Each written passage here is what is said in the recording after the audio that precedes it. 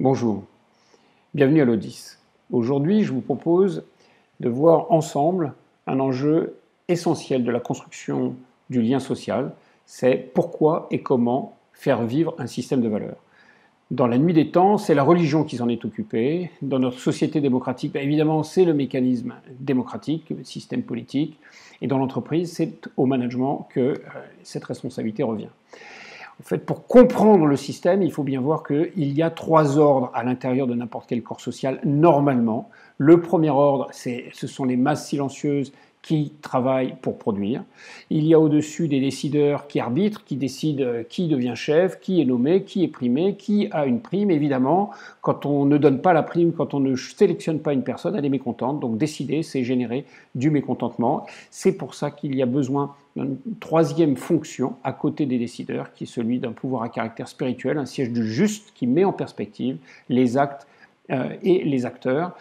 Dans notre situation actuelle, dans notre société actuelle, eh bien, le problème c'est que les décideurs ne sont plus sacrés, personne n'est au-dessus du lot, à tel point que les décideurs sont maintenant comme tout le monde, on peut voir leurs imperfections en faisant le fact-checking sur Internet très facilement, et donc finalement on peut tous être dans une dictature de l'immédiateté, du savoir, on croit tout savoir, et donc on veut imposer notre avis sans chercher à comprendre les informations détenues par tous les autres. Et donc on est dans une nécessité de ressourcer le contrat social, le lien social, la cohésion sociale. L'enjeu de la création du lien social, donc là on a un tableau vide pour l'instant, eh bien c'est de construire un diagnostic partagé. Si on ne partage pas la même analyse des actes et des acteurs, c'est-à-dire si quelqu'un pense que une action est bonne et quelqu'un d'autre pense que cette même action est mauvaise, alors évidemment, sur la durée, on va finir par se déchirer. Donc il faut être capable de porter un même regard sur les mêmes faits, et non seulement sur les faits, mais aussi sur les idées pour construire des projets cohérents, convergents, dans lesquels chacun va trouver sa place. Ça veut dire qu'il nous faut des repères communs, et il nous faut un système d'analyse permanent, pérenne, applicable en toutes circonstances de façon universelle. Ça s'appelle un système de valeurs. Sauf que le système de valeurs, il a vocation à être générique. On vous dit responsabilité, solidarité, liberté, égalité, fraternité. Tout ça, c'est des mots. Comment est-ce qu'on fait pour mettre de la chair sur les mots? Eh bien, on les ancre dans le lointain passé. On va construire un narratif à caractère symbolique.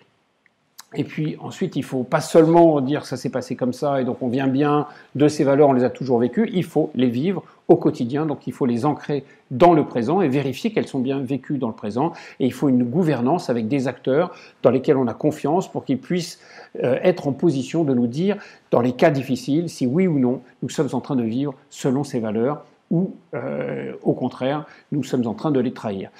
Dans l'histoire du monde, la religion a révéler des valeurs, mais comme on ne croit plus en Dieu, eh bien, on a du mal à adhérer. Elle a ancré les valeurs dans le passé avec une mythologie, elle les ancre dans le présent avec des rites quotidiens, hebdomadaires, avec des grandes fêtes, et puis avec un clergé qui est capable de dire ce qu'est la règle, ce qu'est la loi, si oui ou non, avec le sermon, on se reconnaît dans notre situation tous ensemble de la même façon. Donc là, comme on n'a plus vraiment accès à Dieu et qu'on n'y croit pas, pour une bonne part dans la société tout du moins, eh bien, les valeurs flottent en l'air et le clergé n'est plus en situation de pouvoir partager des valeurs à travers des rites auxquels les gens ne se plient plus et à travers une mythologie dans laquelle ils ne se reconnaissent pas. Alors dans la société démocratique, comment ça marche? Les valeurs sont imposées, on vous dit liberté, égalité, fraternité. Qu'est-ce que ça veut dire? On n'est pas très clair. L'histoire officielle, est-ce que c'est la colonisation, c'était bien ou c'était pas bien? Le pétrole, travailler avec les Saoudiens plutôt qu'avec les Iraniens, c'est bien ou c'est pas bien? Les habitudes culturelles, voter, on voit qu'on change d'habitude, le consentement à l'impôt, on voit qu'il y a un risque, donc l'ancrage dans le présent, là aussi en difficulté, et puis le président, est-ce qu'il est capable, depuis son siège de responsable de la laïcité, de dire ce que sont les valeurs républicaines à travers de la commémoration pour rappeler ces valeurs? Est-ce qu'il est, ou elle, peut-être un jour, crédible, tout seul, pour dire oui, là, voilà ce qu'il faut comprendre, ou au contraire? Et donc l'ancrage dans le présent, ce sont des habitudes culturelles. Est-ce qu'on vote? Est-ce qu'on prend l'habitude d'aller voter? Ou est-ce qu'on perd l'habitude? On voit la montée de l'abstention. Est-ce qu'on paye les impôts? Est-ce qu'on est dans un consentement à l'impôt? Ou est-ce qu'on est dans une contestation? On quitte le territoire pour certains de nos concitoyens.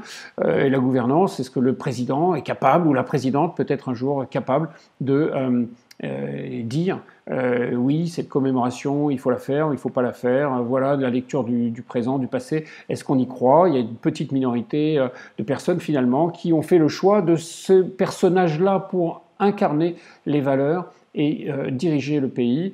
Et cette petite minorité, à ses yeux évidemment, le grand acteur ou la grande actrice est légitime, mais aux yeux des autres, il l'est moins. Et donc il y a un enjeu. Alors évidemment, dans des territoires comme par exemple chez les Britanniques, c'est pas un président, c'est un monarque qui parle. Alors comme il parle moins, ils perdent moins de légitimité, mais pour autant, une difficulté à prendre la parole sur les grands enjeux. Donc dans l'entreprise, qui et comment est-ce que ça marche? Eh bien, les valeurs, elles sont prononcées de façon aléatoire. On les inscrit sur le hall, dans le hall de l'accueil. Le narratif, est-ce qu'on est capable de comprendre à quel moment on a été plus fort que le concurrent? Pratique concurrentielle, anticoncurrentielle. Est-ce qu'on a bien innové, pas bien innové? Pourquoi, comment, qui l'a fait? Est-ce que les gens qui ont innové ont été reconnus par l'entreprise? Est-ce qu'ils ont trouvé leur propre compte? Pas sûr. Les usages non dits. Parfois, on rentre dans une entreprise, il faut saluer tout le monde à l'intérieur d'une réunion qui a commencé, on arrive en retard, mais on dérange tout le monde et si on ne le fait pas, c'est mal vu. Inversement, parfois on arrive en retard et on ne peut même pas rentrer dans la salle. Donc il y a des usages qui ne sont pas les mêmes et qui ne sont pas forcément dits, affirmés.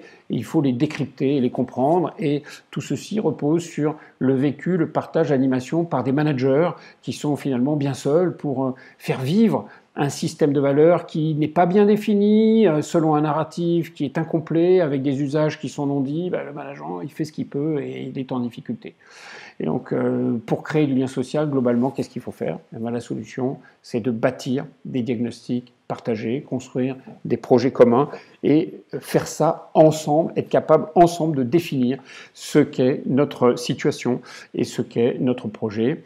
Et donc, c'est à travers une recherche quotidienne de solutions, réunion après réunion, entretien après entretien, si on est capable de chercher ensemble, alors on va être capable de comprendre les événements progressivement, parce que le passé de demain, c'est le présent d'aujourd'hui. Donc si on comprend ensemble le présent d'aujourd'hui, on va affiner progressivement une meilleure lecture de notre passé. Et si on le fait avec tout le monde, en impliquant tous les acteurs, que ce soit les salariés, les clients, les actionnaires, les fournisseurs, etc., si on est capable de mixer l'ensemble des sources d'informations dans un raisonnement commun, alors on va pouvoir déduire les éléments clés qui sont les repères, qui sont les valeurs, qui nous guident dans notre action quotidienne.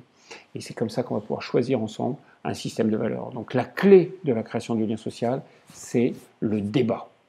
Si vous voulez en savoir plus, vous allez sur la chaîne YouTube de l'Odis. Si ça vous a plu, vous regardez, vous cliquez sur abonnement, sur like, vous commentez, vos avis nous importent beaucoup. Et donc je vous dis à bientôt.